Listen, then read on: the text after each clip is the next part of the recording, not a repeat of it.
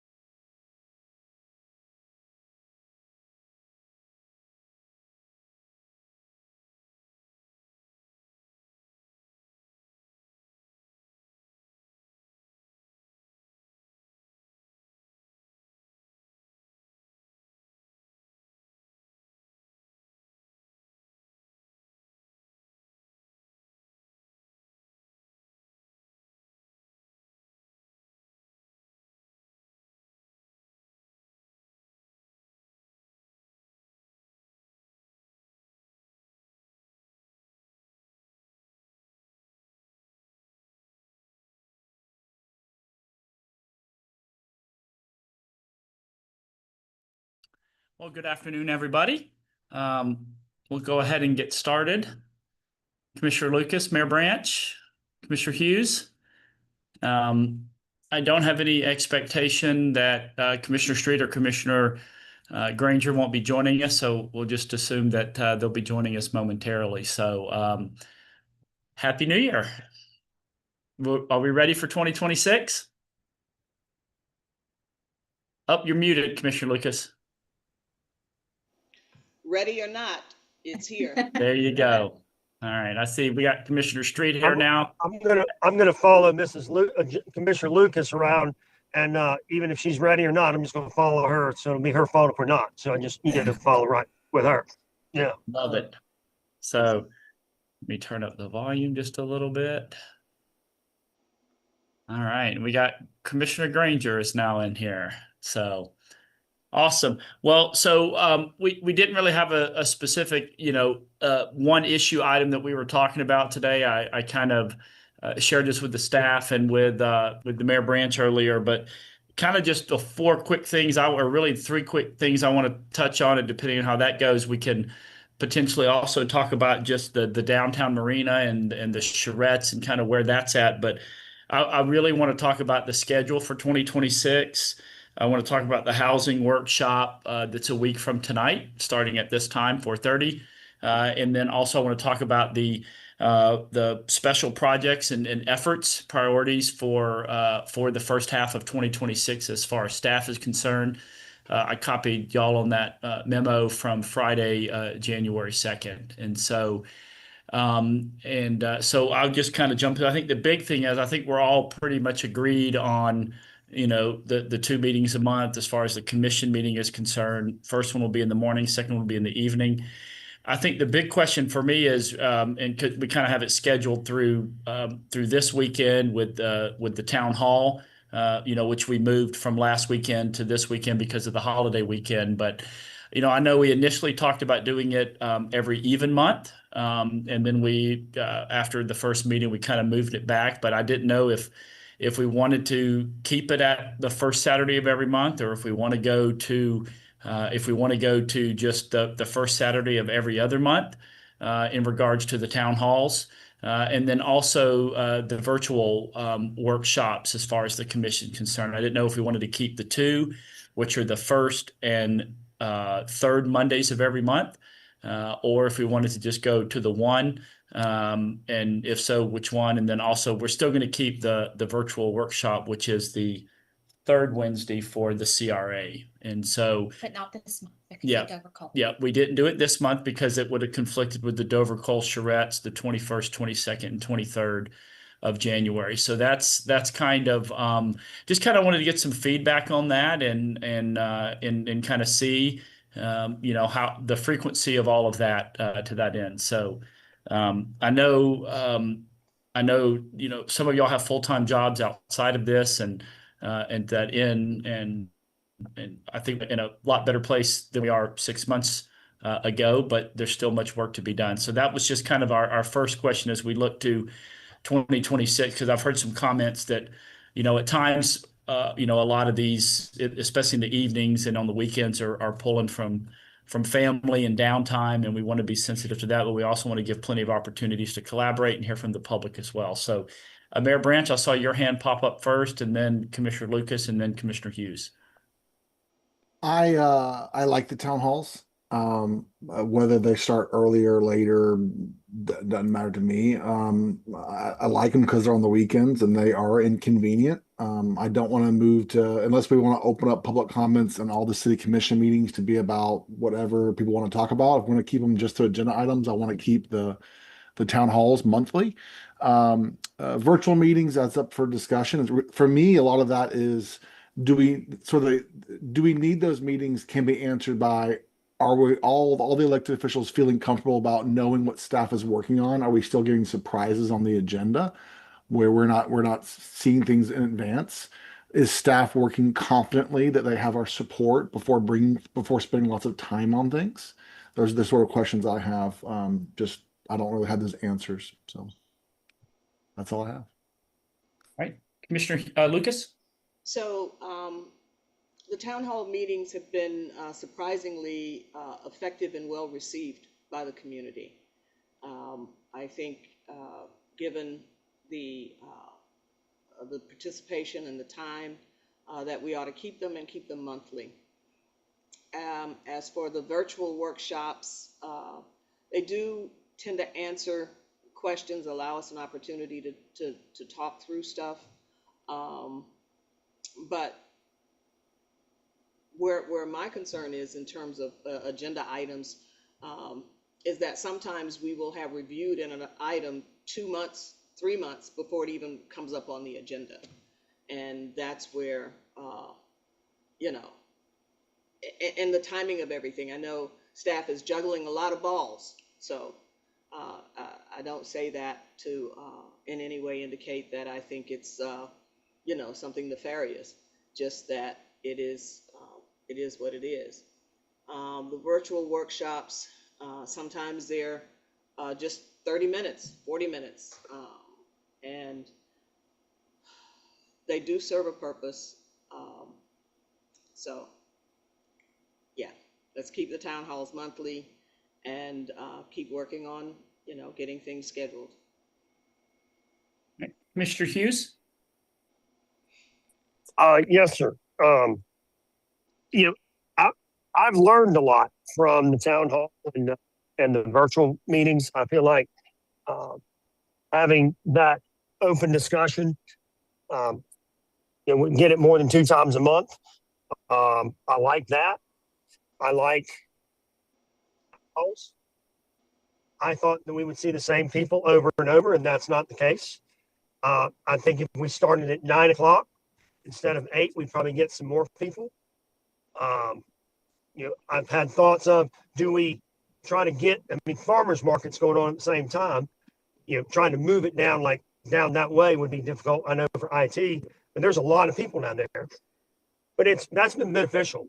The virtual meetings, I think as well have been helpful for the new guy here, but some of what we talk about at town hall, you don't get to talk about at the next commission meeting. So if I've been asked, can we do that? It may not be on the agenda. But I think on the virtual meetings, I like that we have an itinerary. We're going to talk about specific topics. I would like to see, to Alan's point, there are still some things that make the agenda that are surprises, at least to me. And I'd like to try to figure out a way that we have better communication with the industries or the groups that are going to be affected by that. The commissioner being one of them up front. And so a couple of times we're having to dig out of a hole, I feel like, and we would not have to do that. But I like all of them. My only recommendation would be that 9 instead of 8 on the town hall. Maybe we just get a little bit more people. Don't know, but I like them. All right. Commissioner Street?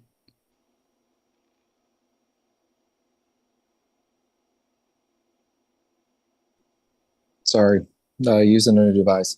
Can everybody hear me? Yes, sir. Loud and clear.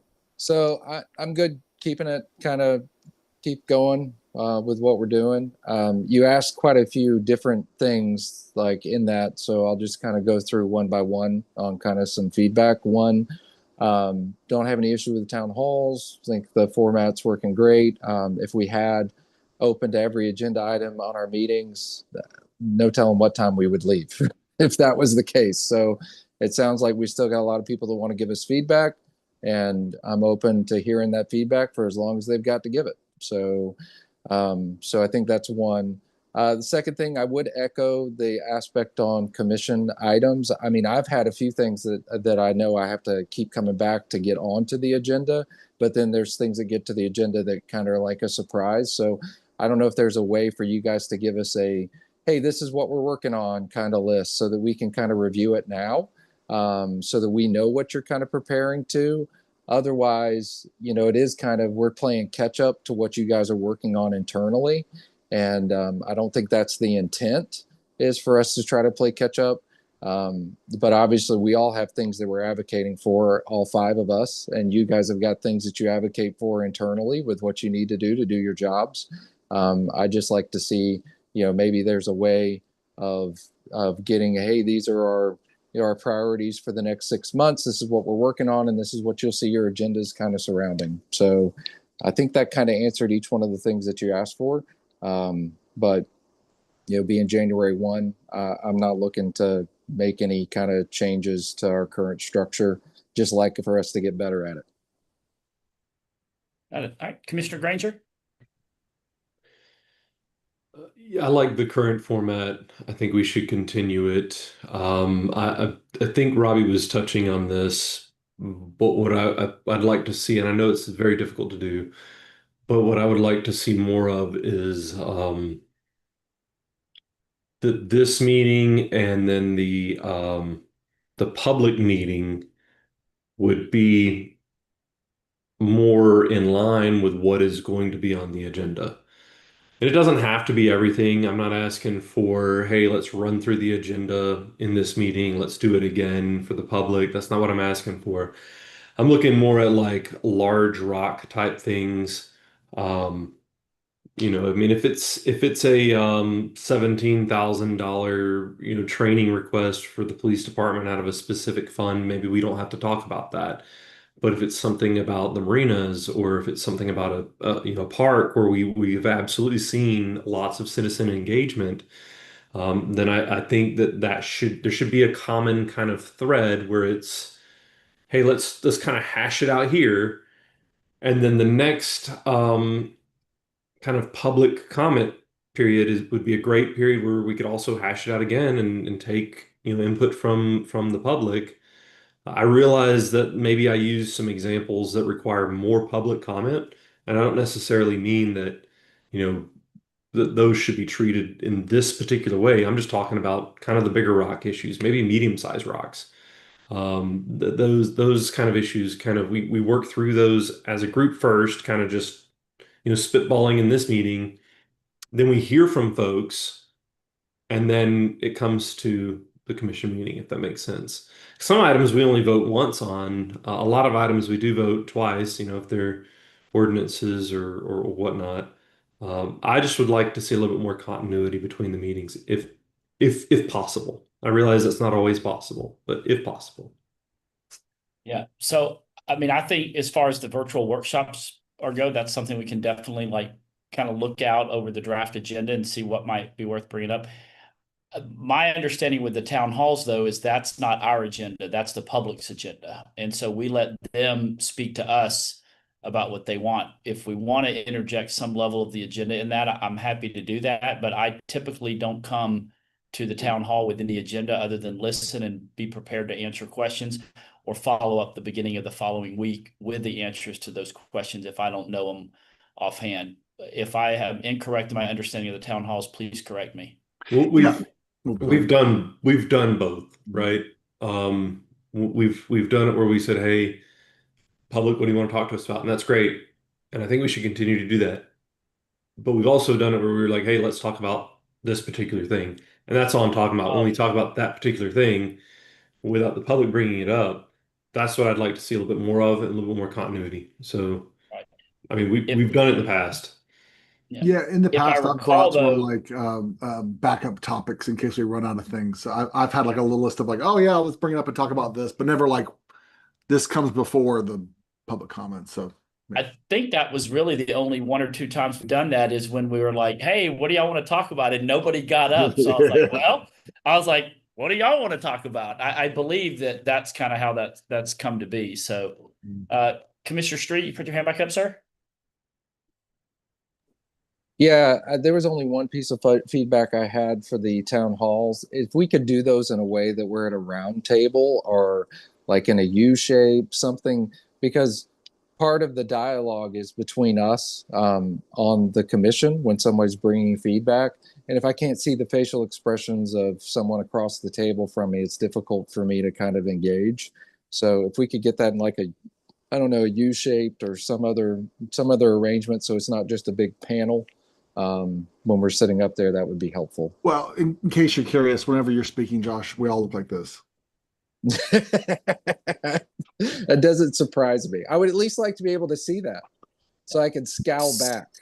So I was going to say, I mean, watch when our heads are spinning, that's what we look like. So it's all good. No, it's all good. But you're right, Josh. We need to, it brings the public in a little bit more too. Standing at a podium sometimes makes people a little unnerved. It allows them just to speak more freely, I think, if we're all in a U or circle or something. I agree.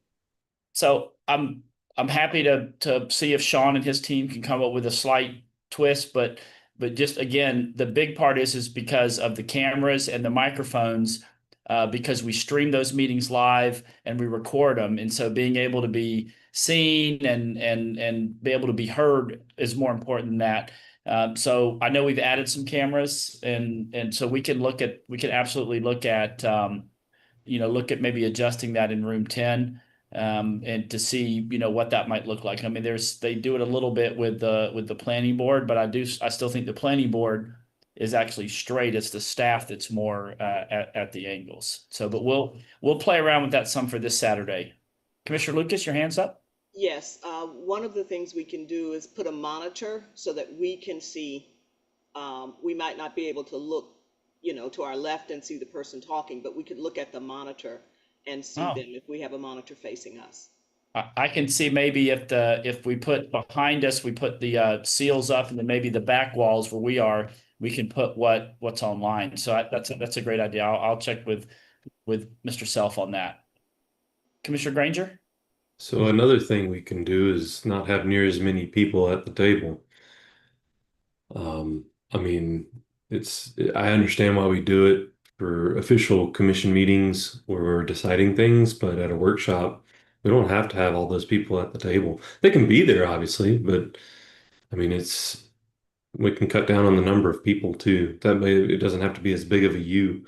It could be more like a V because you get those two posts there too to contend with in the room 10. Just throwing that out there. So I'm assuming you just want me to come off because it's me and the 5 of you guys. I don't know that I would want to remove any of the elected officials. Oh yeah, that's right. On the weekends it is. I was thinking of the last Yeah. one we did down there. Yeah, We no, had the it's- whole shooting match. Well, A that lot was of people. because we brought in the Charter Review Advisory Board because The one after that one. I'm not sure what meeting that would have been other than the where we did a joint one, and we did more like a C. I'm not. I think with just the 6 of us, then we should be able to get a pretty good U Yeah. going, or at That's why I least a said C something. Sean's a pretty creative guy. I'll see what he can come up with for this Saturday. Do we want to keep it at 8 a.m. for this Saturday, and then starting in February, move it to 9 since we've already really promoted it? Or do you want to go ahead and adjust it to 9 o'clock this Saturday? Actually, I'd be in favor of keeping it at 8. I may be the lone person on that, but the further we go into the day, the further we go into the day. So that's getting to be about lunchtime before we get out. So you're saying keep it at 8 into perpetuity. Okay. I would Like, echo. that was just a comment for me. I mean, I'm good for 8. I'm just people coming is what I was thinking. Yeah, I would say 8 works. Yeah, the donuts are fresher at 8 o'clock as well. So. All right, so I think we're good on that. The other thing is the housing workshop, which is a week from today at the county building, in that community room 1030. That's room 1030. It will be at 4:30 p.m. As I've emailed each of you and having our housing department kind of come in and sit down with each of you one-on-one this week and just kind of hear directly from the 5 of you. Kind of what you hope to get out of that round table. And so that's all on everybody's schedule for this week. They already sat down with Mayor Branch and Commissioner Hughes. But I didn't know if there was, anything that anybody wanted to add. We are kind of finalizing the agenda and the different groups. So we've reached out to them. We'll share that agenda. My goal is to share it by the end of the day tomorrow with each of y'all. And if there's anybody that we want to add to it, definitely want to make sure that that we get those invites to folks. So, but other than that, I mean, are there any comments or questions about that? Do want to ask about Florida Housing Coalition. What will be their role, if any, in this workshop? So they are gonna kind of come at the end and kind of, after like listening to the whole thing, they're going to be, I'm trying to think what the right term is, kind of coming back with like some recommendations and some thoughts for us to kind of consider. And again, I think, they've committed to, I think at least 3 of them. So I think we probably will need 1 or 2 more after this. I think, this first workshop will generate a number of questions and maybe some tasks for both staff and maybe even some of the outside groups to go and then kind of come back with that information. So they're going to be kind of that, what I would refer, as kind of the not really the subject matter expert, but kind of that outside group, outside of our county, bringing in kind of industry standards, kind of what's going on around the state, and helping us determine in a very objective way what are the needs of our community and what are the best way to meet those needs. So I think that I would see their role as facilitating. But if we are trying to go for a specific answer, then that, also drives how the agenda is set. I think it's important that we have the kinds of the questions that each of the organizations around the table will be answering the same information, so that we come away with apples and apples and oranges and oranges. And are we just concerned about the role of housing within the City of Panama City government, or are we concerned about the housing needs in the City of Panama City and how we best get to them? Those are two very different questions. As I've advocated in the past, I believe we have a role as city government to take a leadership role in the bigger question of housing needs in the city, not just the housing department and the budget needs of the City of Panama City. Yeah, and so Commissioner, to your point, I was able to find that email real quick from the folks at Florida Housing, and so kind of they're gonna at the end of it, they're going to be talking about next steps and key takeaways. Again, key takeaways about housing resources in Panama City, and then at the next roundtable presents kind of the local policy toolkit for affordable housing, and then that role of a housing needs assessment. And so I think after this meeting or after this roundtable, we'll then, talk about a timeline for the next one. I think we probably want to have at least a month, maybe in between them. But that's kind of what housing, and again, this is, and again, we'll kick off with kind of the groups kind of educating everyone on what they do and what needs and benefits and services they provide, such as Anchorage Children's Home, Catholic Charities, Salvation Army, Ark of the Bay, Habitat for Humanity, those types of groups, and so, they're going to be there. And I think that will be put forward as well throughout this agenda. So will we have Doorways and Rebuild Bay? Doorways, Rebuild Bay. I'm trying to go off memory on this, but there's at least 9 or 10 different groups. And like I said, we'll circulate that at the draft agenda tomorrow by close of business. We have already shared it with Florida Housing, and they gave a little bit of feedback. And so Jared and Sheila are working on finalizing that. We'll circulate that draft tomorrow and get any feedback from you guys. So someone had their hand up and it went away. Okay, Commissioner I Hughes? did. Oh, I did. okay, You go ahead, kind of Commissioner Street. you kind of answered the question. I was just asking who's all confirmed. I was just wondering who was confirmed. Yeah, I know Sheila was reaching out to a couple of more today. I know Catholic Charities. yeah, Catholic Charities, Salvation Army, and Anchorage Children's Home. Commissioner Street, I can't remember if we texted or emailed about a potential person. I don't know if that came to fruition yet, or is it? Yeah, I'm still waiting to hear back. I made a contact with the previous CEO of the Atlanta Housing Authority, and they just happened to be in town that day. So, I don't know if that's somebody that may end up getting added or not. I guess it just depends upon schedules, but I was really kind of, is Habitat for confirmed, ARC, a couple of the other ones that you just named. I want to make sure. Yes, sir. Habitat is confirmed. Ark of the Bay is confirmed. What about Bay County Housing? Are they going to participate? I think they're verbally Okay. confirmed. Sheila's following up on that. I think those are the only ones that are rock solid. I haven't heard back from Ms. Clark. She was on the invite, but she hasn't accepted it yet. But I do plan to also send an email out asking for that so that we can, proceed. Obviously we want to get the tent cards set up and everything like that so that, when people arrive, we're ready to go. One of the questions I had, and I spoke briefly with the mayor about this earlier today, and my inclination is no, but obviously open, to the will of the commission.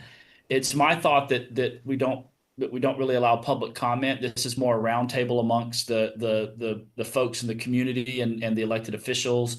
You're not going to really be voting on anything. It's really more of a presentation to that end. And, I think, we're already looking at probably being, probably 90 minutes to 2 hours right now. I think down the road, maybe in between the first and second roundtable, or maybe immediately after the second roundtable, there is, we have like a town hall, for that specific purpose. But I could see, that could potentially turn into a 3 or 4 hour type of event. Again, I just would love to get some feedback from you guys. And Commissioner Hughes's hand was up before I answered that question, Josh. So, or Commissioner Street. Go ahead, Commissioner Hughes. Thank you. Janice, you said that we wanted to have apples to apples question or answers. Does that mean if, let's say I have a question about money, and does that go to all of them, how that's spent? What do you mean by that? Because I like your idea.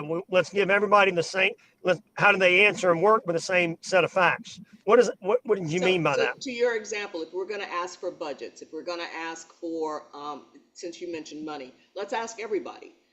Some of the people coming, some of the organizations have housing as their primary mission. Others have housing as a secondary mission because they need housing to facilitate their primary mission to better serve their clients. And so understanding, where everybody is coming from, and perhaps there should be a question for everybody. Is there anything else we need to know as a community as we're wrapping our minds and hearts around the housing question? Okay. So is this meaning about we're going to have our housing department and all these other groups of people, they work with us and work with the city, or these are other methods for somebody to go and get qualified or get assistance for buying? Can somebody help me with that? Where these other groups fit in? So just to help a little bit, so our team helps a lot of those folks that can't be serviced by those other organizations. Until when we had our hurricane housing relief program dollars from Hurricane Michael, that was we kind of carried the lion's share of that because we were able to do a lot more. Now that we've got back to our normal annual allocation between SHIP and CDBG, it's going to be working more in partnership like we did with those organizations prior to the storm. The city would often refer our clients to those other nonprofits. Some of them do rental assistance. I think Doorways and a couple others do. But there's just between all those organizations and what the city's seen in the past, there's plenty of need to go around for all those agencies. So to answer, yes, they kind of work in tandem to a degree. I think some of our resources are able to service some of the tougher clients that the other agencies maybe can't. But I think that'll really kind of reveal itself at the workshop too, though. Okay. All right. Thank you. Yeah. All right, Commissioner Street, your hand's back up.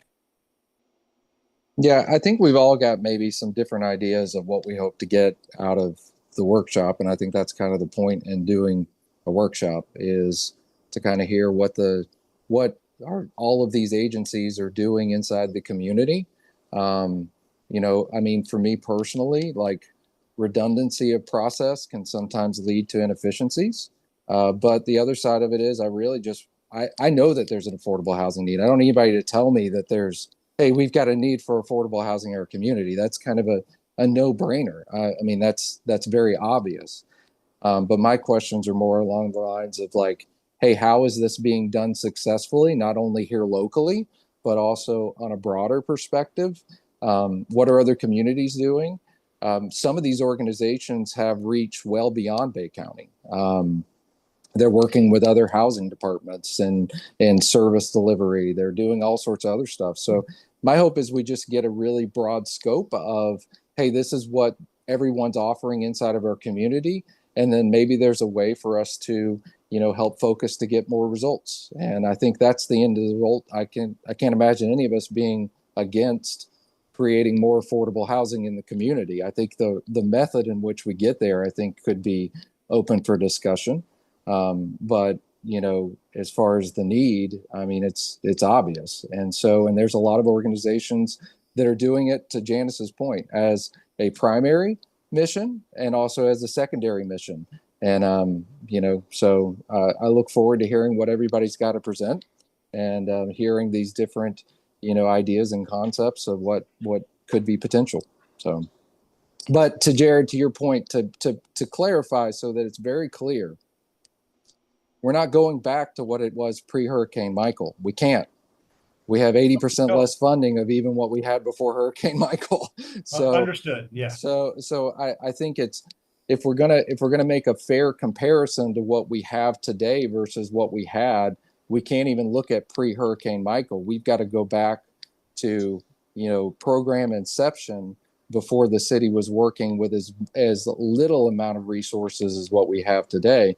And I think looking at partnerships is a great way to maximizing those resources moving forward. That's my opinion. But I also haven't heard all these presentations, and I'm looking forward to seeing what they've got to present, and hopefully we come with a good outcome for our citizens. Awesome. Commissioner Lucas?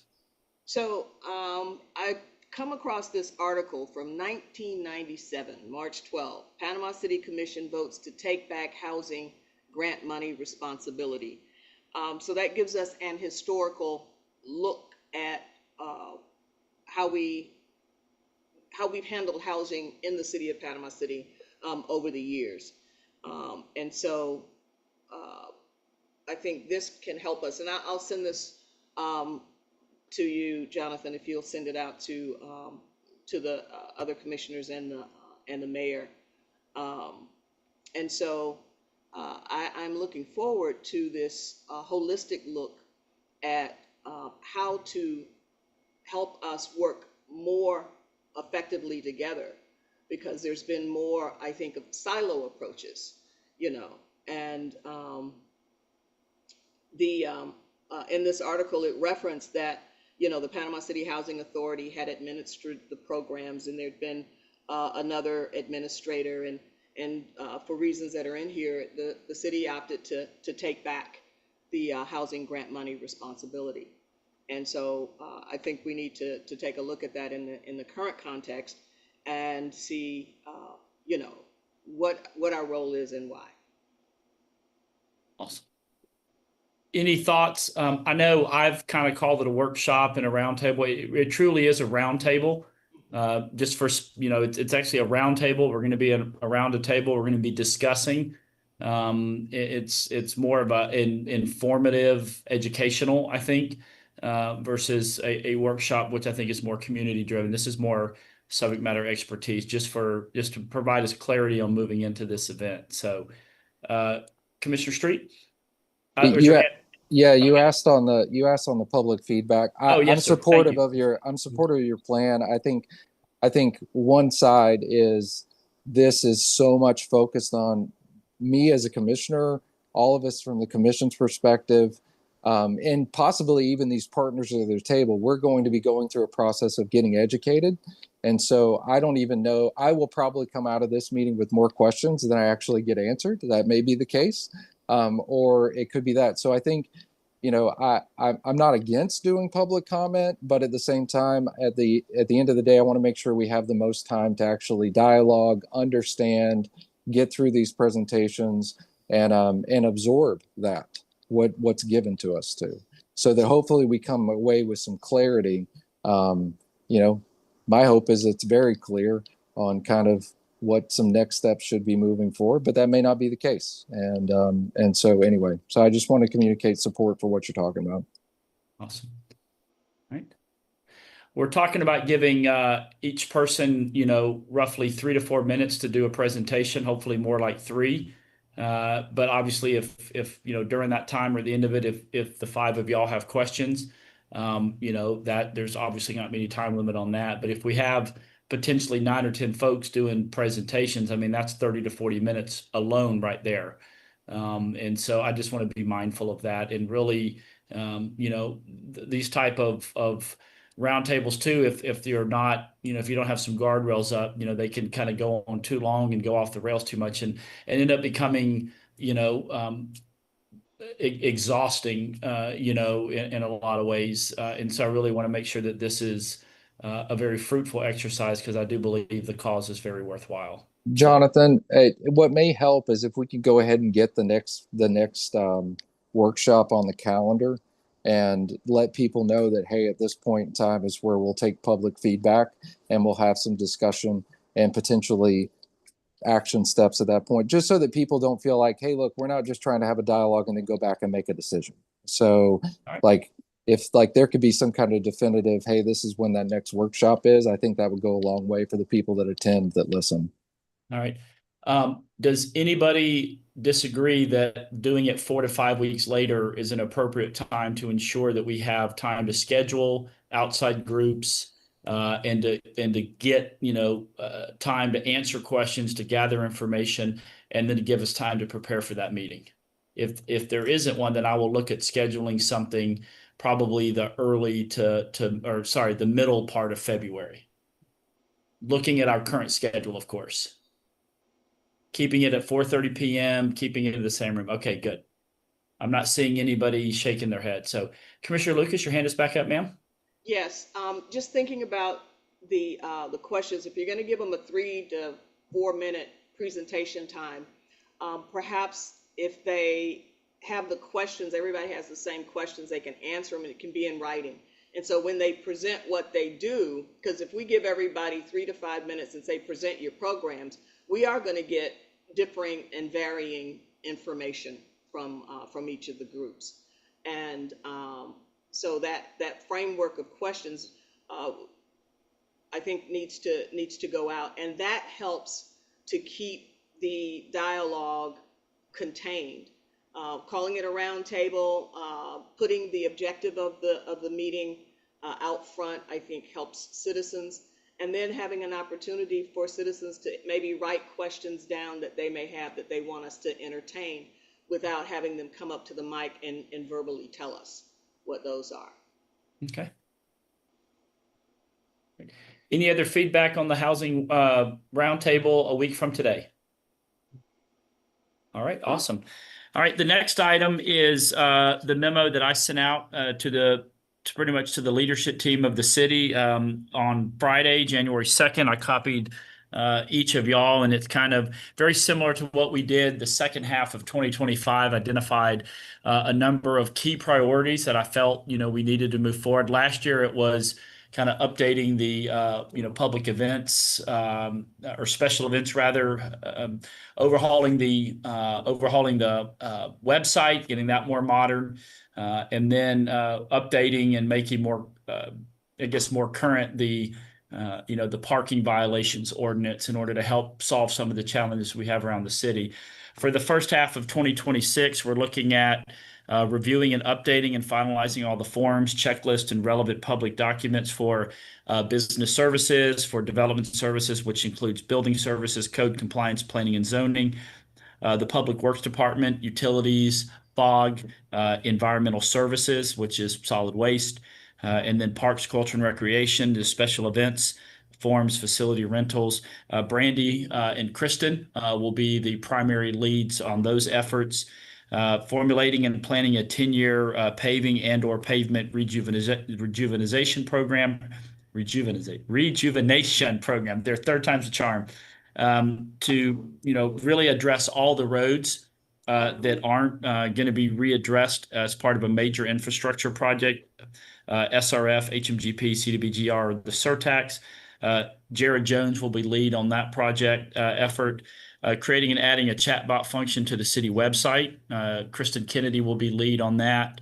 Evaluating and then transitioning to minimally required enforcement and compliance of, and ensuring maximum flexibility with both the cross connection and the FOG program for our city. And then last but not least, updating and enhancing the city projects page and information available on the city website for all that is being done. That's on there right now, but it's not always updated as current. It's not always easy to find, and so we're going to make that kind of one of the one of the buttons or one of the icons on the homepage. So feedback on this is appreciated.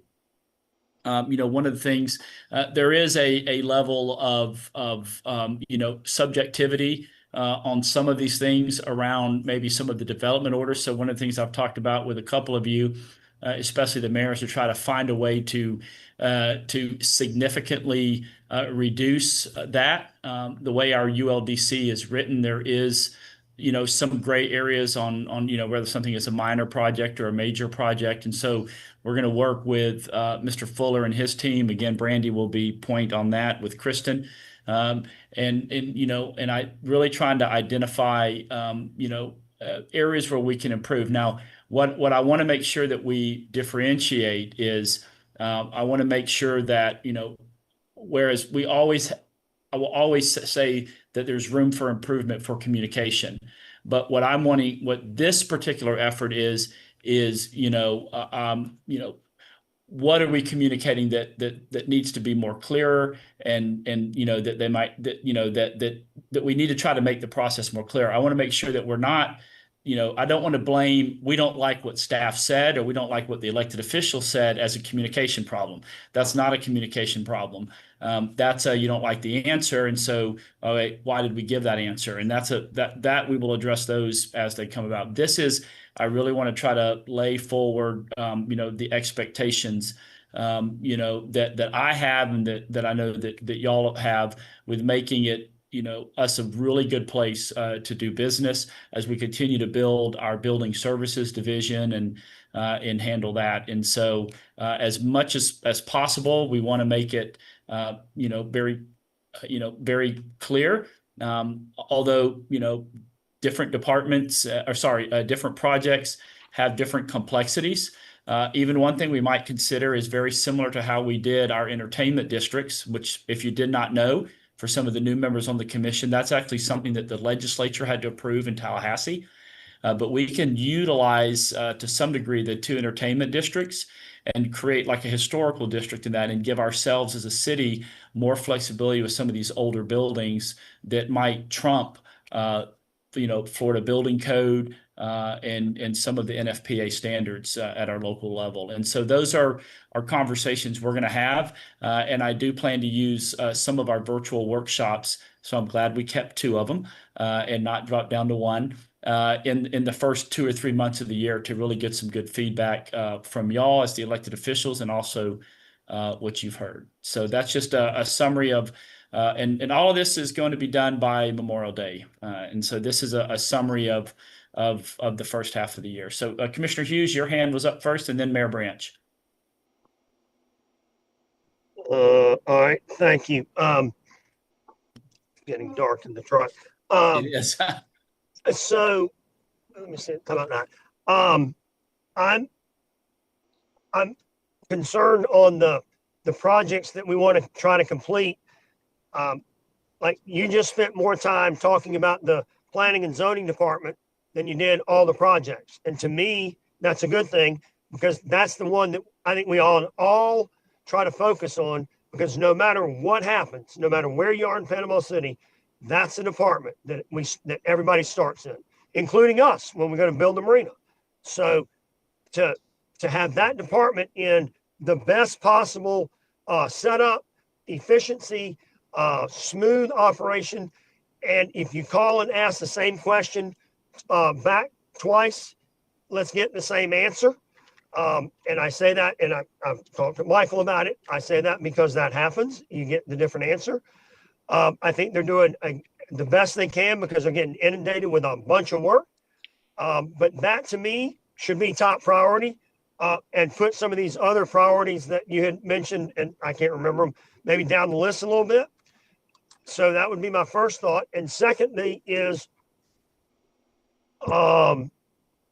communication. And I think Brian was talking about it. The best example right now is MLK and the fee structure. again, that should have been put out before that meeting and we wouldn't be crawling out of the hole. Or it's an education thing. It's not a money thing. It's an education thing. Like parents don't have to pay to go in and watch their kid play basketball. We need to come up with something like that. The building industry, the real estate industry, all these industries that we touch with one ordinance, the first time they hear about it doesn't need to be at the commission meeting.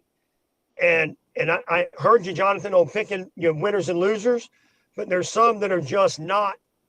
We have to do a better job of getting that information out there. And I'm open for how do we do that, because I don't know, other than picking up the phone, we call them first. But I would love for those two things to really be worked on the immediate, because that's an immediate problem that we'll have and fix all year long or work on all year long. Awesome. I'll just add, I did put them in order on purpose. That's why the first two right out of the gate that I view are the ones that are most critical. That is the forms, checklist, and relevant public documents for those departments and divisions, followed by the kind of that 10-year paving or pavement rejuvenation program for our city. So those are, in my mind, the most important two, based on the feedback I've gotten over the last. What's the thought on them redoing the forms? I mean, make them less, like instead of 5 pages, make them 2? Or what are we talking about? Well, I think a lot of them haven't been updated in many, many, many years. Some of them are maybe redundant. Some of them I think could maybe be, more concise. We've, prior to Miss Kennedy and her team, which, thankfully through staff and also the commission allowing us to build that out. We now have a team of 3. In the past, there was no one in the position. I think you just kind of had, from a public information standpoint, the city manager handled it. And then we brought on another public information person, and all they did was, it was more just a less, like sharing a message. Now I think we have in my mind, a broader, more, I just want to say broad, I don't say more professional, but just more professional in the sense that it's a bigger team with a more diverse background, so they can come in and we can look at these, look at these forms to make sure that they're user friendly, that they're, following best, industry practices, looking at other cities that have simplified it.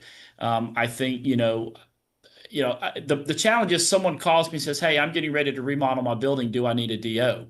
Well, you're not going to get a yes or no answer off that. It's going to be, how many square footage? Is it commercial? Is it residential? Are you wanting to relocate walls? Are you adding square footage? I mean, there's a bunch of questions, but what I like to do is, if you ask these, and I'm just pick a number. Let's say you ask 5 questions, and depending on how they answer those 5 questions, we can tell you, yes, you need a DO, or no, you don't need a DO. So that's kind of, I don't know if I answered your question, Commissioner Hughes. Yeah, you did. I mean, yeah. Okay. So some of these forms are Yes, really, sir. really old. Like, for example, like the door hangers for the utilities. I mean, I think those are probably a decade old. So, I mean, some of them still even have the old logo on it.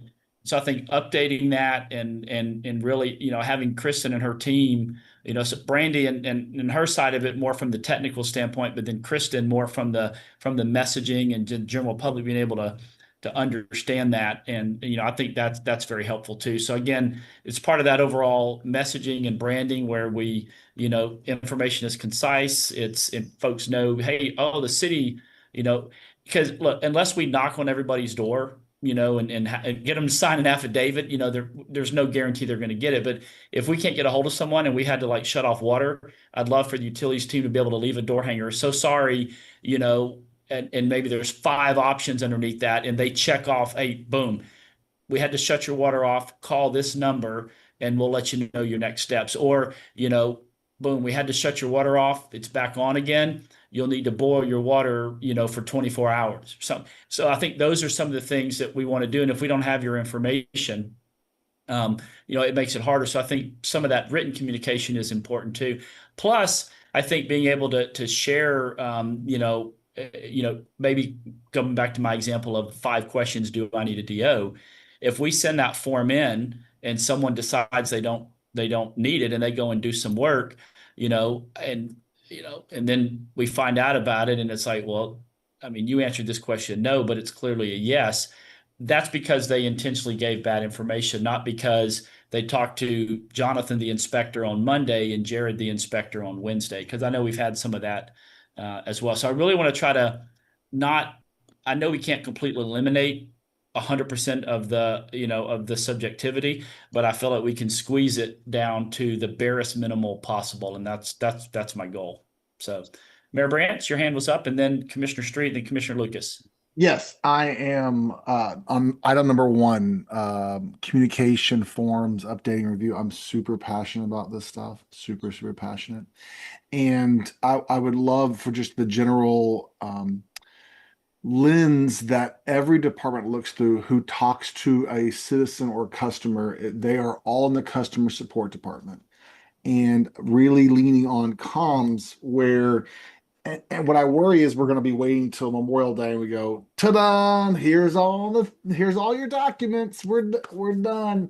And all these documents should be treated as living documents, which means we're constantly, every time a customer gets mad at us, we go, okay, how do we solve the problem upstream? And I would like not to wait till, hopefully the plan is not to wait till Memorial Day to release documents. I would like to see a new document from every one of these departments like every 2 weeks. Here's the problem. Here's the proposed solution. Here's the every 2 weeks we release them incrementally. We go after what is the biggest problem we have, what is the fastest way to solve it, and we iterate on as quickly as possible. That's what we do in every one of my companies. And I'd like to see us hopefully we're not waiting, and hopefully we don't think of this as a cathedral project where it's like we're going to do it once and we're going to be done with it. No, these are things that we're constantly looking at. And I have sent probably 25 emails to staff over the past 10 years of examples, and I've copywritten documents myself and sent them.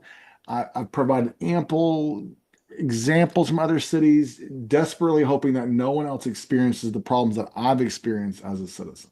Can you send those to us, Alan? I would be happy to send those to Jonathan to distribute those to door hangers of like, we suspect you're doing unpermitted work, but we don't know that, but we would love to have a phone call. Let's spot the bad actors before treating a citizen who is trying to do good work as a bad person. That's sort of the common pattern I hear, which is, I didn't know there was a rule, and they treated me like I'm a terrible person and I'm pouring money into this town. And we want to really avoid that. And we want to spot the bad actor. Like we can do that through door hangers, and if they don't call us and all those kind of things. And so main points is please don't wait till Memorial Day to launch a whole bunch of documents that are not perfect. They'll never be perfect. We should be launching them quickly, iterating on them, constantly reviewing them. That's the goal. So Yeah, I'm no, happy to let help. me Just just like my email said, I'm happy to help. Yeah. Yeah. So let me just clarify. Yeah, we definitely want to get feedback from the community, from some of the stakeholders, as well as the elected officials. I would even say get BBIA to find their best, most well-written members who want to be involved in all those documents that we're going to be potentially sending to them, and have them proofread them for clarification, not just what's the grammar, but what is the purpose of this document? What are we trying to solve for? And does it make sense to them? In software, we call that dog fooding. You're using the documents, you're using the tools that you're building to ensure that they're the best. That's what we do every day. Does it make sense to you that all 7 departments have to look at a business license application? That's odd to me. Yeah, that feedback came through my email multiple times in the past 2 weeks, which is I'm just trying to pull a business license, and with good intention, we're saying, hey, what do you have a life safety plan? Hey, do you have a change of use? And we either try to catch that problem being heavy-handed early, or we just say, I wrote a document that was literally like, hey, I would give them their license, but also say, just FYI, if you've changed an office into a restaurant, you're probably going to get dinged later for not having a building permit and development order, fire suppression, range hood, all these things. And so to me, I would much rather be light up front, but giving them lots of information of like, hey, just FYI, these are bigger rules than what we can pull back from you. Fire safety, land development code, well, we can't pull that back. But I would much rather be light up front, but advising people of the rules that they can be clear if they're breaking them or not. Yeah. Like that idea. versus making them go through, 11 days of processing to open up a business. Right. Yeah. Okay. So a couple of points, and then we'll move in. I will answer your question. So yeah, no, my expectation is that all 5 of these are done like by Memorial Day at the latest. That's not like take to the end and then boom, all 5 are, put out at, 4:00 on, the Friday before Memorial Day. And again, the priority is what you see, they're in order. And so I think, that updating the forms of, and listen, this may involve making some recommendations to change our ULDC, where maybe that's what needs to change because staff feels that, hey, we could have some flexibility here, but we kind of feel like our hands are tied with the ULDC, and so I want to kind of look at that too, and what things violate common sense is something that I say a lot, but I also want to be very mindful at the same time that and I think you kind of nailed it a little bit, finding the right partner, because I mean, I'll be honest with you. I mean, if you ask me with just my human nature, do I want to get a permit for something? The answer is no. I would rather just go and do it all myself, and not because it's easier and it's faster and it's quicker. But the reason that some of these building codes exist are for not necessarily my safety, but the person that I might sell that business to or sell that house to. So, life is about balance. And so I want to make sure we navigate that so we're not creating onersome, burdens and regulation that discourage development, but also mindful that, we are in an area where, we're known to have flash floods, we're known to have severe thunderstorms, severe hurricanes and tropical weather. And so I just want to be mindful of that with these, because I think that's the goal. But, staff is often wrong. The public can be wrong at times too. So I think I want us to work together to benefit folks, to really make us a welcoming place to invest in. And again, but also kind of just maintaining that integrity of the process as well. And again, I think that's why I've had conversations with the division of DBPR, Business and Professional Regulation in Tallahassee, where we can create inside of, like, very similar to the way we did our entertainment districts, we can create real flexibility. And again, this would predominantly be areas, that were first developed, such as St. Andrews in downtown, where we have flexibility as it relates to life safety, fire suppression, historical designation, and that's more of a local type thing. So I'd love for us to look at that to create kind of, like a historical district inside our city, very similar to how we've created the entertainment districts in both St. Andrews in downtown Panama City. So, all right, I've talked enough on that. Commissioner Lucas?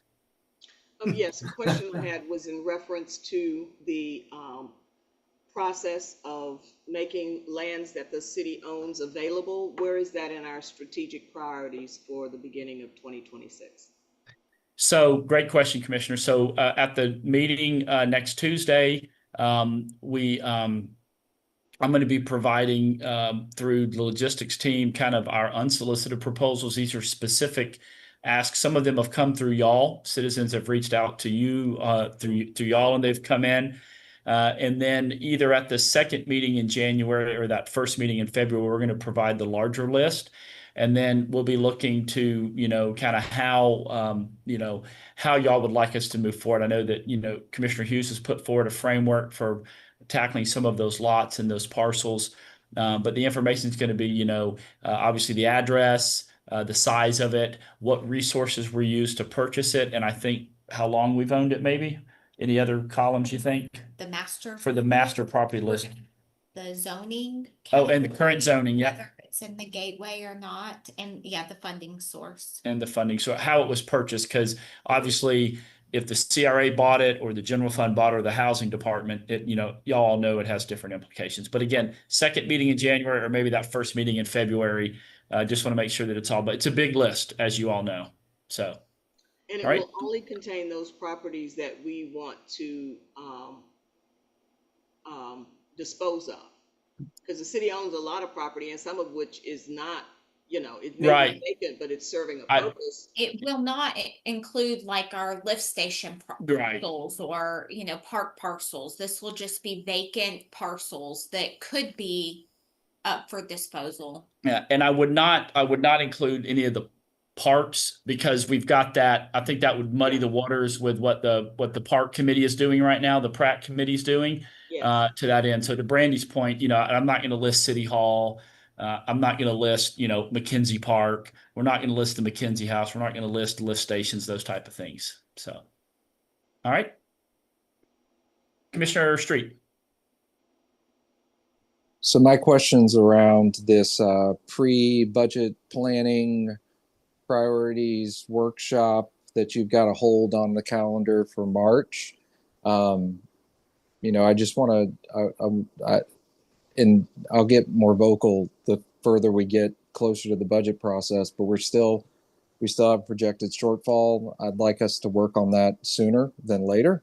And so I don't know if that's something you're planning on tackling in the March one, or if this is just, hey, we want to prioritize this year, or if we'll actually have some conversations on, how we balance the budget for 2025 or 2026, 2027. So great question. And so my goal in that, number one, is session should be over, Lord willing. And we'll kind of know where the legislature ended. I believe is that towards the end of March? It's the beginning of March is when you got so it. I might need to push that out a little bit because I know I want to make sure session is over and kind of find out where that ends. But yeah, that is depending on what the legislature does. I think that will impact us, and it will not be what we want to focus on. I think we'll have a realistic expectation of kind of additional challenges that might be put upon us with our budget process from Tallahassee, and maybe a potential impact on that, and then as a team talking through the necessary cuts where we are comfortable. Seeing a potential reduction in services if we are put in that position necessarily by the state legislature on top of, some of the shortfalls that we already have. So I want to make sure that there's, to the same vein that, Alan was talking about, I don't want staff to work on a budget until July and then be like, hey, here you go. And, you guys not agree with staff recommendation on where some of those reductions in service and budget cuts might be. I feel like that should be a collaborative effort. And so I want to start getting some of that information in March, Commissioner Street. That's the purpose of that. And I do realize now, for some reason, I thought I did that in mid-March so that session would be over. And so I may look at pushing that out a little bit further into March, making sure that I don't schedule it on top of spring break for May District schools. So, okay.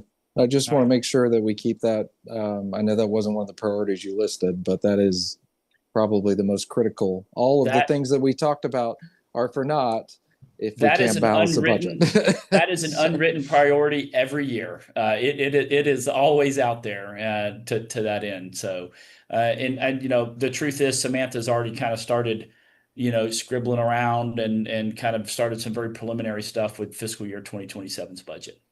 So, all right, Commissioner Lucas, is your hand back up again, or was it up from the last one? No, it's back up again. Okay. Just in reference to this projected shortfall, will we not know the full extent until March, or will we have discussions prior to that so that we begin to have a better understanding of what we're dealing with? Because some of us understand what's coming, some of us are kind of fuzzy about what's coming, and that's driving some of the decisions or some of the actions.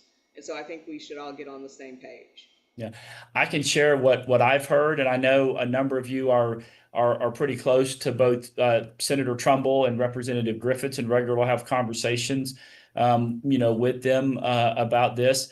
I will say, it's all around property taxes is some of the big, focus. There's been, from one spectrum of, completely eliminating all property taxes to only eliminating it for homesteads to, limiting it to, if it's a homestead property, only collecting property taxes for anything, valued at $500,000 and 1 cent and higher. So if it's 500,000 or under, and it's your homestead, then you would not pay any property taxes on that. Those are some of the ones that I've heard. I know Commissioner Street is very close with Representative Griffiths. I'm sure he could have something to add. I know Mayor Branch, I think you had a recent conversation with Representative Griffiths as well. So I would, if you guys want to, if y'all want to add anything, please do. I guess that wasn't so much my question as to if all things stay the same, the city is facing a shortfall, a projected shortfall. That's what I'm asking about. Not what may happen in the legislature, but the full extent of where we are now without that. That's what I'd like to get a briefing on. Yeah, so the departments won't have their budgets in by March. And so, with some of those shortfalls, I think we need to have a broader conversation between senior staff and elected officials that, okay, looking back over the last 10 years, there have been certain services that we have increased, hence the increase in staff and personnel. Are there areas where we are comfortable, if we, depending on the level that we need to roll back some of these budget, constraints? Where are we as a city comfortable in seeing some of those potential reductions or modifications in the level of service that we're providing? I think that's what, I would like to get some feedback on that. Again, I'm happy to put forward proposals, but that collaborative approach on the front end, kind of coming in with kind of, you guys know our city just as well as I do, especially within your wards and what you're hearing in the streets. And so, we've tried over the past, I think one of the conversations we need to have is, we had made the decision, and I understand it was before all of y'all, but, a desire to move away from kind of the relying as much on some of the ad valorem and move towards more of a fee based. And so staff started moving in that direction. And now it seems like we're kind of boomeranging back away from that. And so, I think one of the conversations are there some fees that we have proposed in the last 2 to 3 years that, we weren't successful and, that y'all maybe would be open to entertaining if we initiate it and do it in a much more collaborative effort on the front end.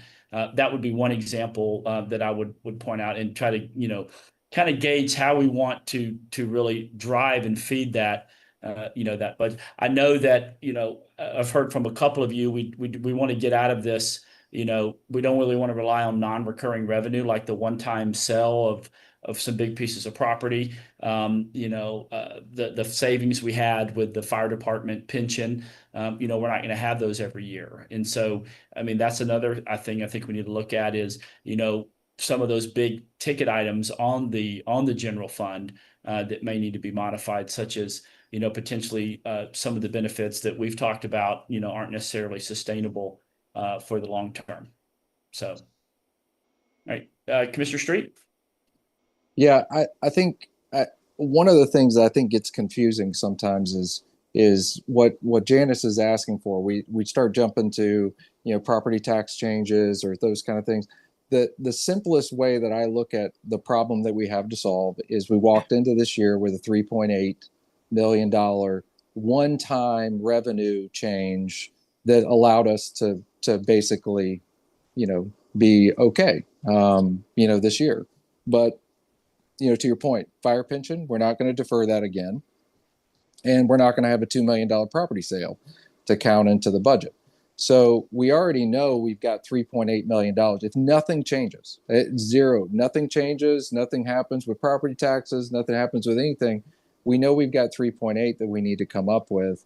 I think what I'm looking for is like a more proactive plan rather than waiting until May, June, July conversations. And all of a sudden, hey, we're sitting here with like this massive dilemma that we've got a limited amount of time to solve. Like we could be working on this right now and have some helpful dialogue that I think would be helpful in getting to some solutions rather than just, hey, yeah, we did pass a budget 6 months ago, but we passed the budget with some short-term income injections that aren't there the next year. And so that's that's really all I'm trying to draw and get to attention to. It doesn't matter. It's like everything that's going to happen in Tallahassee, and this is, from our representatives and those things, that'll go to a ballot in 2026. So there'll be no effect in next year's budget from anything. And so really for next year is, I just want to get to the point that we can actually, balance in a way that's not going to create, a big knee-jerk reaction, I guess is what I'm trying to say. And thank you for that, Commissioner Street, because that's what I'm trying to get an understanding of as well. Just where are we? I look at budgets with a different level of experience and expertise and a different eye than the rest of us, the rest of you. So us beginning to have hey, here are the potentialities, and I know that can be risky and scary for not only staff and employees, but also for citizens. But it's something we need to do, I think. Yeah, and that was my intention last year with we had this scheduled in February, and it ended up becoming more like an open house. Kind of educating folks where the money and the budget went. So that is one of my goals in March, is to kind of start getting some of that feedback, and it's that is the purpose of the March meeting, is to start that conversation, and not again wait until July for the more formal budget workshop, after we have some of the revenue numbers and estimates from the state. All right. Anything else about our project priorities? Hopefully I addressed that, hopefully it'd be great if, we're even done potentially, by early May, by late April with all of these items. We've got, lots of great staff working on them. And so, it's nothing that's going to all kind of just get done the last 2 weeks of May. That was never my intention. So. All right.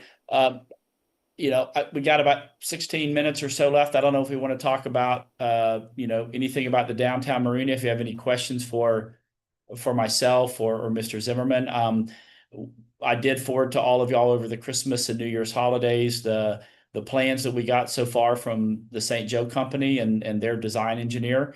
And it is for all 200 slips, roughly 100 in each basin. We did have a call with FPL to ask them some questions about, getting necessary power out to the T-Dock. And, they've told us that, they need 2 or 3 weeks to kind of do an estimate, and then 6 to 8 weeks to really do any potential design. Obviously they're not going forward with the design. We gave them kind of that 2-tiered thing, the bare minimum to provide power for the 50 slips, and probably a ship store and the fueling operations, and then building out with the full panel. We did get an email earlier today, and a couple of you have already seen it, who I had my meetings with today, but it was from PFM with some similar cities that have marinas that have kind of done similar work over the last 10 or so years. I've actually visited some of those, earlier in last year. And so I forwarded that document before this virtual workshop started, for you to kind of see. And, once we have any additional information, myself and Mr. Zimmerman, we've said we will immediately share any of those documents with all 5 of you regarding this. I know that on the agenda for next week, Mr. Zimmerman will be speaking about kind of CMP and kind of closing that up with any potential monies owed them because of the interim agreement that we had.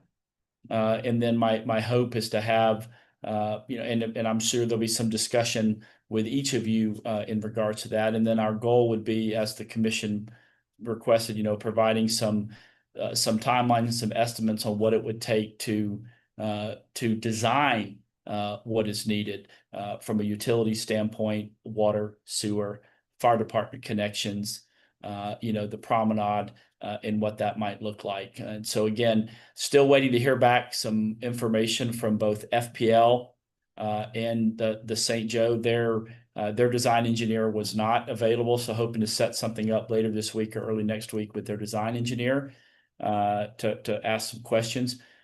Plus, we are Mr. Zimmerman's team is reconfirming with the DEP that 50 slip exemption is still good, because there was a slight modification to the 50 slips layout that was originally submitted to DEP as opposed to the 50 that St. Joe has penciled in for those first 50. So, Mr. Zimmerman, anything you'd like to add, sir? No. All right, I did pretty good. You did pretty good. I did pretty good. So, all right, yeah, Commissioner Hughes, your hand is up, sir. Yes, sir. Thank you. I did share not share with somebody, a couple of people, and looking over that the 60%. And the comment was, where we don't have, these aren't construction documents. Why 60%? And that's been my question too, is I always feel like you need 100% to know what you're going to do. What's y'all's thoughts on asking St. Joe to provide us 100% of the drawings, so that when we send them out, we know exactly what we're bidding on, or somebody does know what they're bidding on? Thoughts on that? Yeah, so I will thank you, Commissioner Hughes. So we did ask that question too, because my understanding was we were going to get, full plans for the first 50 in mid-December, and then mid to late January would be the full build out. But we raised the same question of St. Joe and of their design engineers, and the response back was, these are pretty much ready to go. We could goes out to bid. The difference between the 60 to the 90 or 100 is, they just kind of a rubber stamp. They want the regulatory agency to sign off on it, which would be the DEP. Again, Mr. Zimmerman's team is working on that. And then just feedback from us. That's the only thing really keeping it, from being that 90 to 100% is sign off from the regulatory agency. And then any comments from, they kind of view us like the customer, any feedback. And at that point, if we have no feedback on the layout, and if the DEP gives the thumbs up, then that's pretty much we're ready to rock and roll. So you're telling me that the 40% is all about regulatory, but it has nothing to do with any more additions to the drawing? Because my answer is I'd like to see 100% before I give any comments, because I don't know what is included in the next 40. Is that am I out of line thinking that way, guys? I don't want to say out of line, but you're not going to get 100% plans until there's really very little, like the bulk of the plans are always done at 60. It's more like the jump from 0 to 60 is much greater than from 60 to 90 in design. And so when I'm going to build a house, I have to turn in 100% set of plans. I don't get to turn in 60. So, or 75. Why do I have to turn in 100 on a house, but not on a marina? So again, I mean, that's the same. Yeah, I got it. What takes us from that 60 to 100, from what I've been told, is mostly regulatory and us providing any type of feedback. And once that happens, it's a very simple process to shift to it. I heard directly from St. Joe themselves that they believe that there is enough information on these plans to go to bid. Mr. Jones, you were on that call. Please correct me if that's not what they said. It's exactly right. Okay, so again, we're wanting to give some feedback. I think the big thing is the long pole in the tent is making sure that DEP is good with a slight adjustment to the 50 slips. So any other questions? Mr. Zimmerman, I know you're itching to jump in. No. I will say this. I know that there's been, obviously, we give, the plans are provided to you because you need to see them and for any comments. And I do think it's fine if you want to socialize that as far as to others, just like you've done, to get any comments from them. We may want to think about, this came up earlier today, Jonathan, as far as just putting them out there so people can comment on it. That just so, because when it does go out for bid, you just want to make sure that everything's been, if some people get it, we just want it available for everybody. So, Well, I've sent it to all the elected officials. I think, you know, what I would say is, and I think, you know, the way the five of y'all operate probably would be very similar to how we operate with the bid process. You know, I'm careful who I forward stuff to in the development process, because I wouldn't want to put someone in a position where, you know, someone can file a what's it called, a protest. Thank you, Brandy. A protest because they say, oh, well, someone else kind of got a heads up. They had an extra 30 or an extra 60 days to view these plans before I did. And so they were able to respond quicker. So, you know, what I do is once it's done, and we're ready and it actually goes to bid, I will forward those far and wide. I think it's okay to do, if you want to do a social media post, if you want to email it to your network and your sphere of influence, I think that's fine. I think the only thing would be if they have questions, you want to defer them to either Nevin's team as the attorneys, or to Sean Self's team over logistics and purchasing, because then at that point you go into the kind of that cone of silence. And so, and that's whether it's that's for $100,000 project or you know, or a $10 million project. To that end. And so, you know, we've kind of had some conversation as to if those are public documents, and they will be eventually, but you know, there's certain things with appraisals and the design process and maybe certain lawsuits where some information can be released eventually, but during a certain time frame, it won't necessarily be released to the public. what I'd like to do, and this has all come up today, is I think Commissioner Hughes has asked a good question about, well, what is the difference between 60% and 100%? And do you even comment until you know that? I believe some of that is semantics, but you need a very specific answer to that. And I think we also need to give an answer about whether, and this came up today too, whether they're public documents, but I'd like to look at it and get with you, Jonathan, and with Jan, and give a unified answer on that topic. Sounds good. Is that fair enough?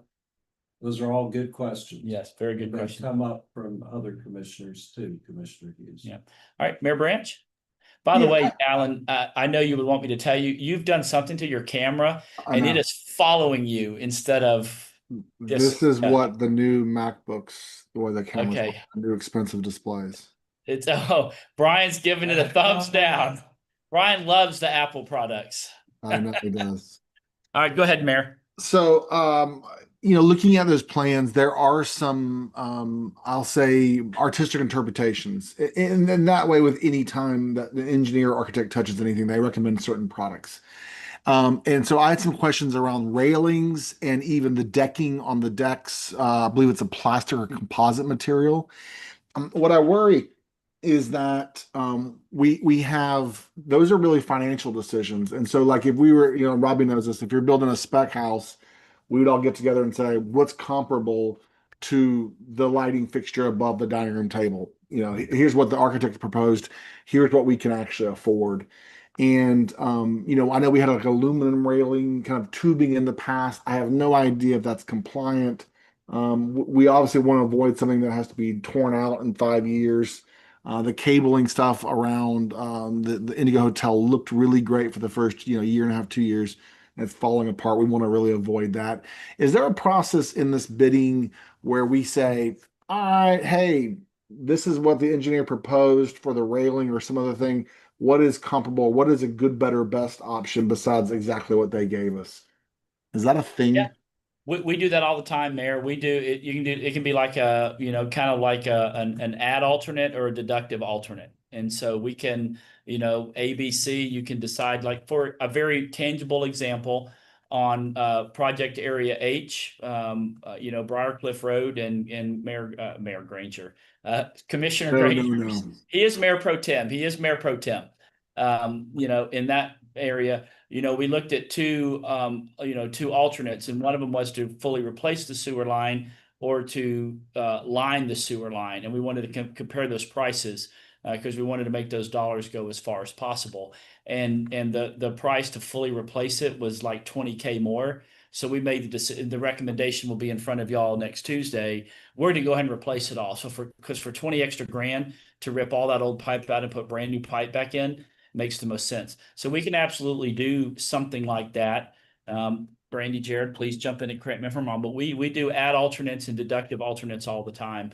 And something like that would be considered a deductive alternate if the plans call for tier level A and y'all want to see like a tier level B or C proposal. The folks can respond, or they can choose not to respond it. And if we decide we want to use deductive alternate B to save, $100,000, and a bidder chose not to provide that information, then we would consider them non-responsive, and we would go with that potentially. And we would make that determination in-house, and then that would be part of the recommendation ultimately to the commission. Well, I guess, and my concern is, I've never owned a marina. I actually rented something here for a while, but I'm not a marina expert, and I don't know. But I have lived in a house before, and so when you build a house, you can easily go like, "Hey, we can't afford that ice maker in the kitchen, or that we can't do marble countertops." But I don't have that level of scrutiny on this project, so it makes me a little concerned that I'm not able to really look at these plans and go like, "Well, we that's overboard." Like I don't have that level of taste or that ability on this project to know when something's more than we can afford or more than the market demands for. And so I guess we're really especially on this project, we're really relying on the engineer to tell us like what's acceptable. We're hoping they're giving us that. So I'm just kind of putting that out there too. I don't really know what's overboard situation. What's acceptable is subjective. I mean, like some people may be happy with marble in their kitchen, or some people may be happy with Formica, and some people may be like, no, I want marble. Right. And I think we all would agree those are not equal replacements. They're not. Nothing against Formica, but I'm just saying, I think that but we do allow, equal, what was the term? Equal substitutions, but we get the staff, our engineering team, our purchasing division, they sit down as kind of the technical review committee, and they, marble and say quartz, that argument probably is easy to make. But marble and Formica, I think we would all say, those aren't even on the same kind of plane.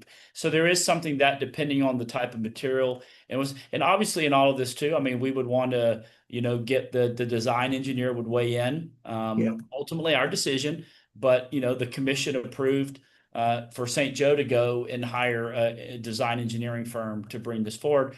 And this design engineering firm are marina experts. And so they're going to be able to answer those questions. And I would probably most likely have them come to a meeting or maybe attend one of these virtual workshops to answer some of these questions in advance of us putting any potential award in front of y'all for voting on it. Yeah, even when we're building condos or apartments or whatever, you're able to go like, oh, I know that these things, marble and ice makers and chandeliers, make this thing cost more than the market can demand. And I guess my worry, and this is just a worry, I have no reason to doubt the plans or anything like that, but my worry is that we're pricing ourselves even beyond what a private partner could afford, where locals cannot even afford the marina in their town. So Alan, there's a few places on this that I think where you're talking about. Yeah. The treads. They've got, you got the composite. That's about 30% more. So, but if you put, wood down on the deck, that's the treated, wood, that saves us money. But a piling, you're going to have a pile is a pile is a pile. Electric is electric. Now, like the boxes that sit in the towers that sit at each slip, they're $1,500 a piece. Yeah. Up to $25,000 or $3,000. So you're right there. We can save money, but there's a few spots. In my opinion, there's only a few spots that you can really make that design change. Yeah. And it will be significant because that's a big change from wood to composite, and I think that's a good idea. And I asked that. Now I also need to remember St. Joe builds really nice marinas, Yeah. and so they design them really nice marinas too. Right. And so that's a good place to start from and see where can we save money. Is it too much? Yeah, I mean we know that, but Yeah. I would say yes. Those are good places to start looking at. What can we put out in the bid? Here you can go bid this way or this way, so or both. Yeah. And just because I'm ignorant, I appreciate that dialogue, Robbie. I would love to get these draft plans out to as many local managers. I mean, Scott should be weighing in on this of going, because no one, no matter who builds it, who manages it, wants a product that the market can't afford, right? And so I just want people to weigh in on what they see in the market, because I mean, I just don't know. I don't know if I've said that enough times. I don't know. So One point that Brandy just made, and we need to probably go back and look on the conceptuals that prior commissions approved. I know one of them was a little bit more detailed than the second one, so the conceptuals might have laid out particular equipment. For example, yes, I agree with Robbie that the composite stuff is, if not 30%, maybe 40 to 50% more expensive, but also know it lasts a lot longer. And so, I think then the question is, what's the payout? What's the benefit to that? If it's, if you extend the time by which all those boards potentially have to be replaced, but we'll check that. Listen, I mean, I'm happy to put these plans as are on either the January 13th agenda or the January 27th agenda. If y'all would like to get in the weeds a little bit more on this. I'd like to see us get 100% before we start talking about trying to change things. And reason I say that is that another set that's going around right now on another project, they were 75% done. When that 25%, when some changes were made, that was $1 million change. And now, when we're talking 30 or $40 million, that doesn't sound like, but $1 million in this particular example would be all tax dollars. And so I think knowing upfront, information is great, got to have it. Knowing upfront really helps us to that point. How can we save? How can we value engineer? They like to use that term. So I'd like to see that before we start putting them out. Yeah, I agree with that. Real estate and most businesses are about picking up nickels and dimes wherever you can. And I guess my worry, Robbie, with going to 100%, then asking for feedback is we've spent all our engineering money. And if we had feedback earlier, we might be able to go, hey, well, here's the feedback we got, and make those changes in the plans. Good point. Yes, sir. Not to pay. So I would love to see some mechanism of getting feedback to folks sooner than later, and then saving a little bit of like, hey, we still got some time we've paid for engineering. We're going to come back with feedback of products to recommend or whatever in another version before we spend all our engineered money. Yeah. Commissioner Hughes, what project is that where the 25% added over $1 million? Me and Jerry. Yacht Club. Yacht Club. Oh, the Yacht Club. Okay. Yeah. I thought it was one of ours. I was like, elevator stuff and moving the building. Yeah. But my point is that was 25% when it was turned in, 75% turned in, trying to get a permit and everything. And the 25% is there's more cost. Well, I need to know what the cost is, and those are private dollars, and people still up in arms. But yes, sir. But I agree with Alan. I mean, we gotta get some feedback from people on this should do. We look better, operate better this way or that Yeah. way. I do know that. Yeah, vertical construction is a whole different ball game. I mean, I think we've experienced that with other vertical projects, but and my assumption is what I've heard on the Yacht Club is that there were some changes that were initiated, much more so. That was my understanding, but I'm glad it wasn't one of our projects because I was going to have a heart attack. So do you want this? Do y'all want this on the 13th or the 27th? I mean, sooner rather than later. For what? Unless I hear like heck no, I'm going to put it on tonight because the deadline's in the morning at 8 a.m. To discuss, or what's the point? What's the just to to discuss and get the plans out in the public. And just get any feedback from y'all next Tuesday. If it's I going to don't weigh know. us down and increase the meeting by another 2 hours, that's a no. And I Yeah. say this, I will invite the design engineer. I don't know if they're going to be available. I would hope that they would make themselves available because this is an important project. I know that St. Joe is passionate about it as well.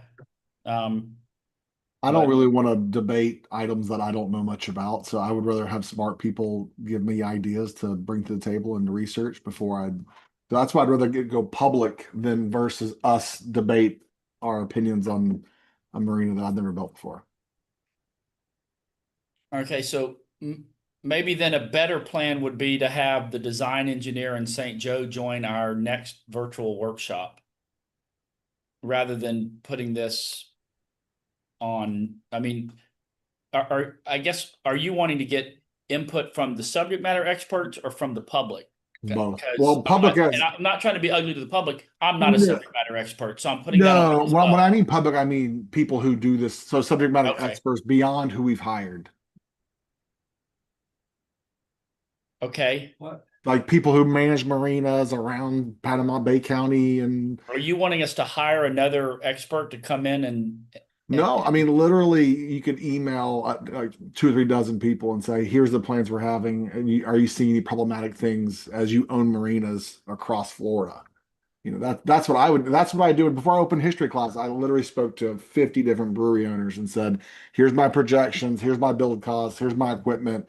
Do you see any problems with this?" I had conversations with all those people before I spent money. As a suggestion. I've had conversations with both dock masters and Treasure Island. As a Yeah. suggestion. And I think that to Alan's point, they look at it and say, well, what about this and that? And they have questions. And I think those are things we could have them come to the meeting if we wanted to. But Yeah. what it does is it makes us ask the question, I guess, to staff or to whoever about that we wouldn't have thought about. And typically it's going to revolve around setup, fairways between the docks. So far it has been, and parking for the slip owners. Those have been the 3 that people have really paid attention to. As a suggestion, I think we could, once again, this is kind of a new issue as of today, since we've been circulating it. So let Jonathan and I, Jan talk, but I believe an email could be sent tomorrow that says, these are public documents. Feel free to do whatever you want to with them. But to the extent that you are doing your job, which is getting feedback and all, I believe that before it's finalized, Jonathan would put it on the agenda and have the commissioners say, Yeah. give us whatever feedback you have, but then there's a vote that, yes, this is what we want bid out, because you don't know what you don't know. And that's what you're concerned about, because you don't know if are you getting a Cadillac, are you getting a Chevy, just what is it that you're getting? So I believe that's what I heard tonight. I think that sounds great. As long as it's a GM product Yeah. from Kramer GM. Oh, They're in the boating business now. And Kramer Marine. yeah. Okay. All right. Anybody else for the good of the order? All right. Well, have a great week, and we will see y'all soon. Take care. Bye, everybody.